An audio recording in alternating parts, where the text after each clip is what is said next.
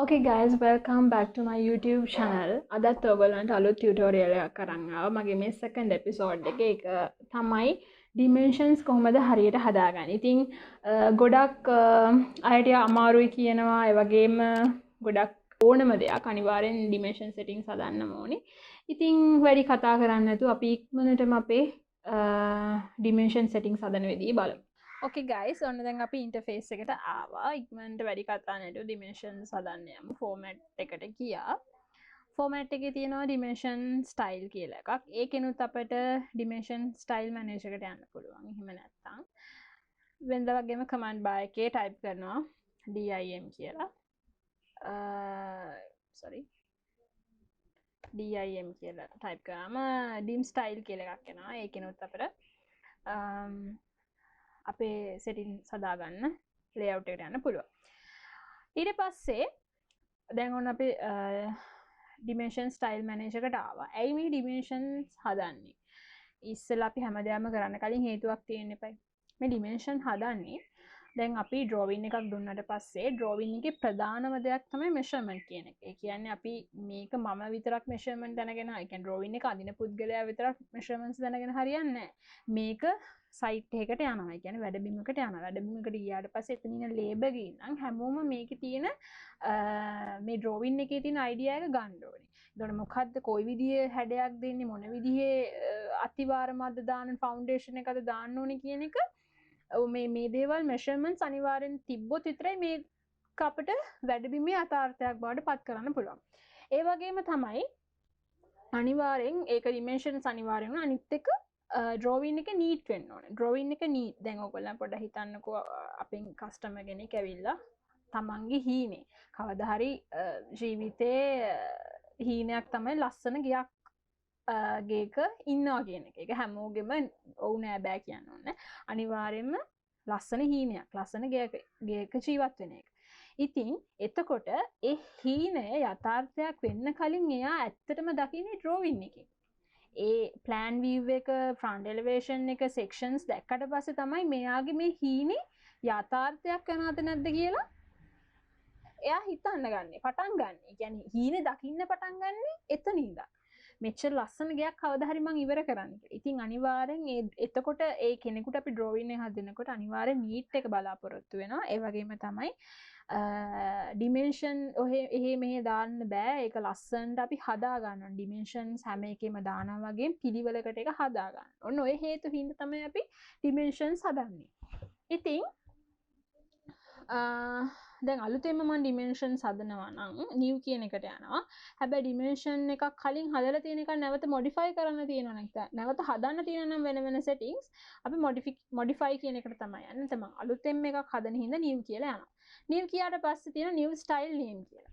ඒක මම කියන්නම්කෝ. දැන් එකම drawing එක, ඒ කියන්නේ එකම layer, ඒ කියන්නේ මේ virtual place මේ area එකේ අඳින drawing එක එක එක ස්කේල් වලින් අඳිනවා.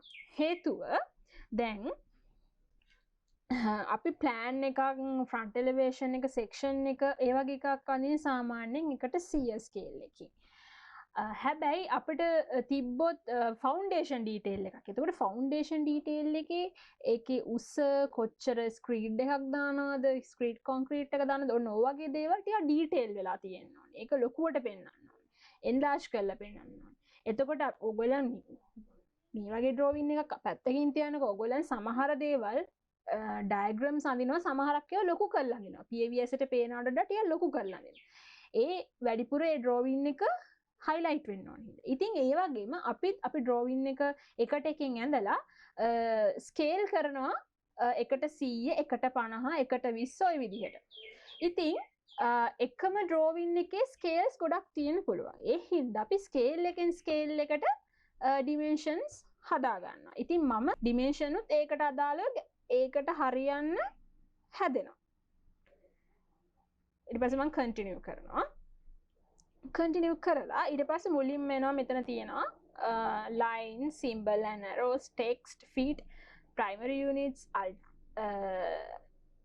ultimate units, tolerance ඔහොම. ඊට පස්සේ මෙතන තියෙනවා lines වල තියෙනවා dimension line එක, extension line එක කියලා. එතකොට මේ dimension line එක extension line එක කියන්නේ මොකක්ද? dimension line එක කියලා කියන්නේ මෙන්න මේ තියෙනවා මම මේ arrow එක අරගෙන යන දිහා බලන්න. එතකොට මෙන්න මේ arrow එක අරන් යන දිහා කෙලින් තමයි මේකට තමයි dimension line එක කියන්නේ. මේ dimension line එකට දෙපැත්තට කැලේ දෙකක් තියෙනවානේ. ඒකට අපි කියන extension line එක කියලා. ඊට පස්සේ color line type weight ඔහම අහනවා. මම මේ හැම එකක්ම by layer දෙනවා. ඊළඟ එපිසෝඩ් එක layers හදන්නේ කොහොමද කියලා වැඩි කලබල වෙන්න එපා. එතකොට layers හැදුවට පස්සේ by layer දුන්නම dimension එකට අදාළ layer එක තමයි මේ ගන්නෙ.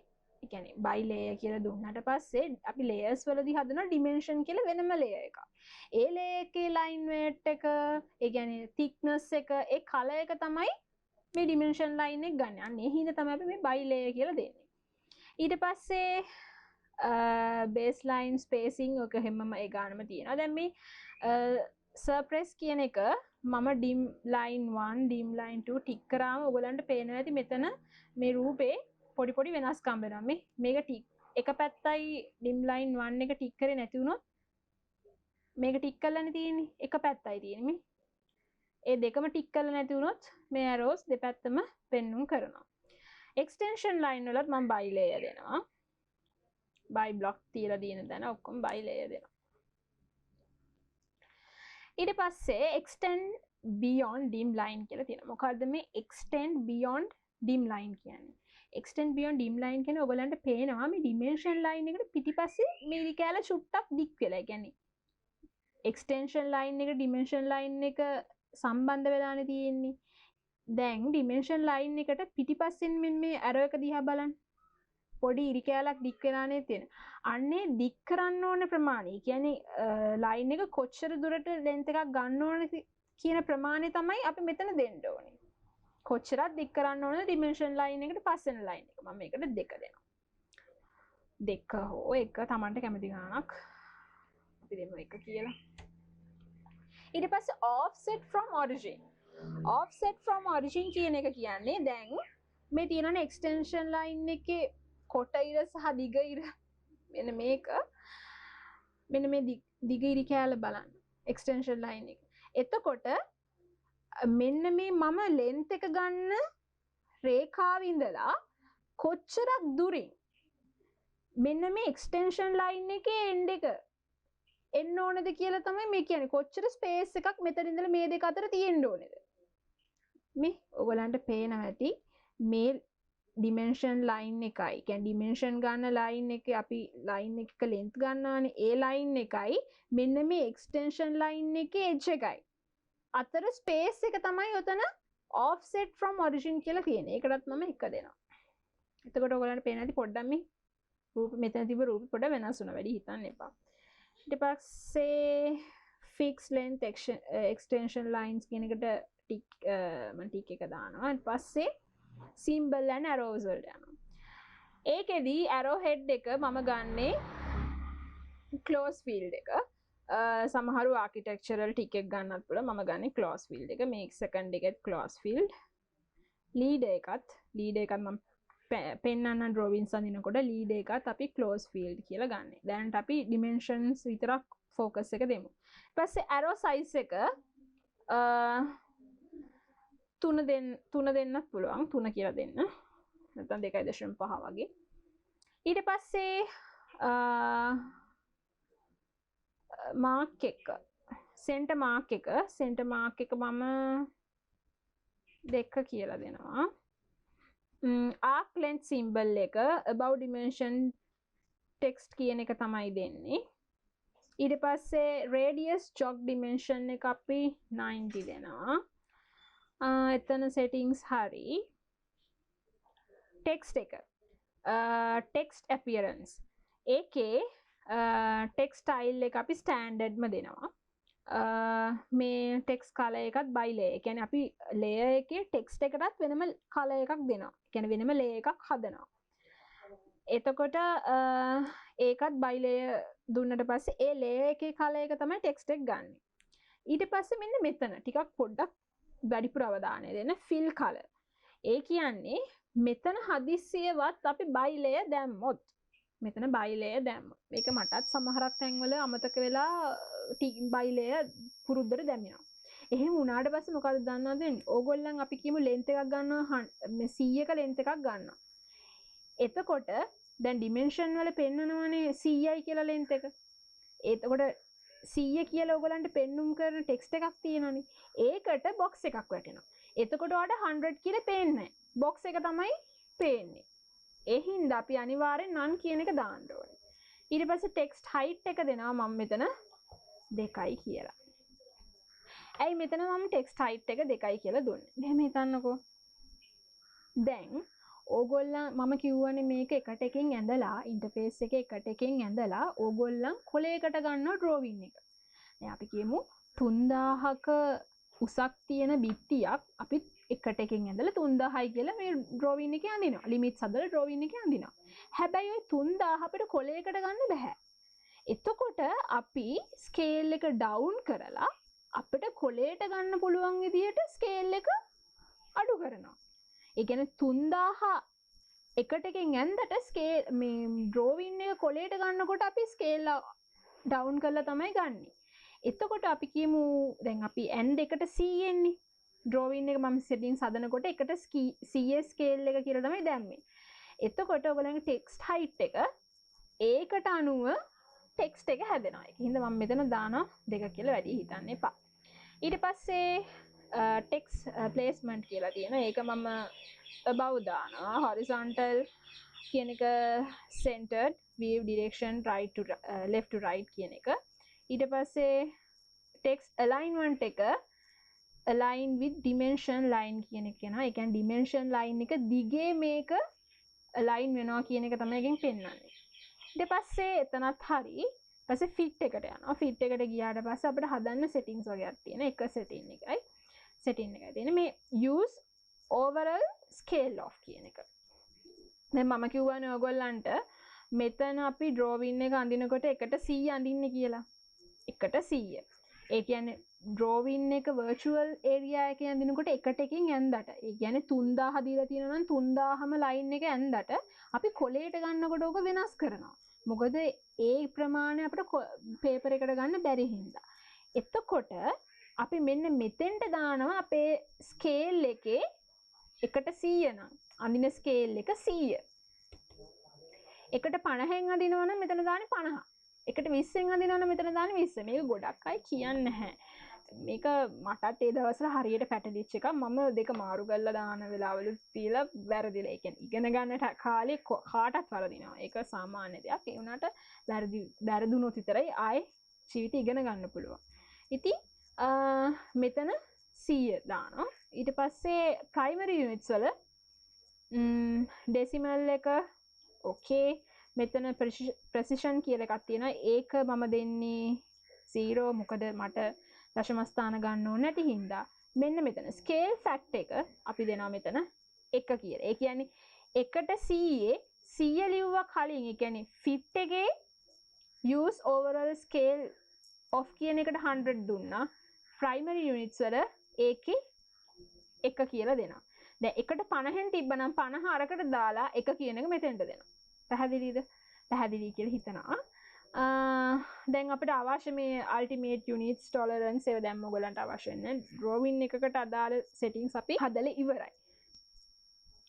ඊට පස්සේ okay එක දෙනවා. okay එක okay කරාට වැඩන්නේ අපි ඒකෙන් තමයි දැන් drawing එක අඳින්න යන්නේ. ඊට පස්සේ ඒකෙන් drawing එක අඳින්න නම් ඒක set කරන් දෙන්න ඕනේ. okay එකට පස්සේ set කරන් දුන්නා close කරා. දැන් මම line command එක අරගෙන auto on කරලා line එකක් අඳිනවා. පඩේ 8000 කියලා line එකක් අඳිනවා. 8000ක line එකක් ඇඳ. දැන් බලමු අපි හරියටම 8000ක් ඇඳලාද කියලා. line එකේ දිග 8000ද කියලා බලමු.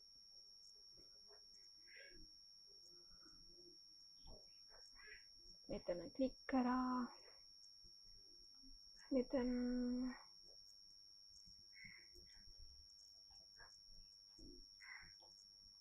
ඕකේ. ඔන්න දැන් ලස්සනට අපිට ලයින් එකේ ඩිමෙන්ෂන් එක ලෙන්ත් එක හරියට දීලා තියෙනවා 8000යි කියලා. හරිම පැහැදිලි, හරිම පිළිවෙලට මේ විදිහට ඩිමෙන්ෂන් එක හදා ගන්න පුළුවන්. මම මේ කරගන්නවා.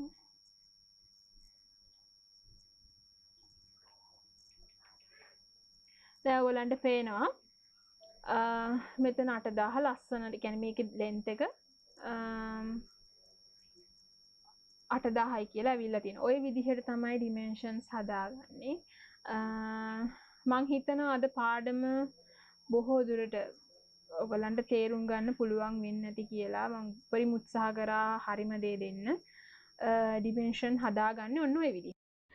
Okay guys, මම හිතනවා ඔයගොල්ලන් අද ඩිමෙන්ෂන් සෙටින්ග්ස් කොහොමද හරියටම හදාගන්න කියලා ක්ලියර් කරගන්න ඇති කියලා. ඩවුට්ස් තියෙනවා නම් ක්ලියර් වෙන්න ඇති කියලා. ඉතින් අනිවාර්යෙන් මේ වීඩියෝ එක තව කෙනෙක්ට බලන්න ෂෙයා කරන්න එක වැදගත් දෙයක්. මොකද තව මේ වගේ ඉගෙන ගන්න කැමති කෙනෙක් ඉන්න පුළුවන්. ඉතින් ඒගොල්ලන්ට බලන්න ෂෙයා කරන්න. ඒ වගේම channel එක subscribe කරලා නැත්නම් අනිවාර්යෙන් subscribe කරන්න. ඒ වගේම bell icon එක click කරලා notifications ගන්න. එතකොට මම වීඩියෝ එකක් upload කරපු ගමන් අනිවාර්යෙන් ඕගොල්ලන්ට notification එක එනවා. ඒ වගේම තමයි like කරන්න, comments කරන්න, අඩුපාඩු කියන්න, ඒවා හදාගෙන ඉස්සරහට යන්න කැමතියි. ඉතින් වීඩියෝ එක ඉවර කරන්න කලින් මම පුංචි දෙයක් කියන්නම්. අපි හොඳක් කරොත් අනිවාර්යයෙන්ම අපිට හොඳ ෆීඩ්බැක් එකක්ම තමයි හම්බෙන්නේ. මොකද අපි සමාජයට දෙන හොඳ දේ හෝ නරක දේ අනිත් පැත්තට අපිටත් එනවා. ඉතින් සමාජයට හොඳ දෙයක් දුන්නොත් අනිවාර්යෙන් අපි හිතන්නේ නැති පැත්තකින් අපිට අනිවාර්යෙන් හොඳ ප්‍රතිඵල හම්බ වෙනවා. ඉතින් සතුටින් ඉන්න, ආදරෙන් ඉන්න, හොඳට ඉගෙන ගන්න, ඔයගොල්ලන්ගේ ජීවිත සාර්ථක වෙන්න කියලා ප්‍රාර්ථනා කරනවා. ඉතින් අදට මගේ channel එකෙන් සමු ගන්නවා. සුබ දවසක්.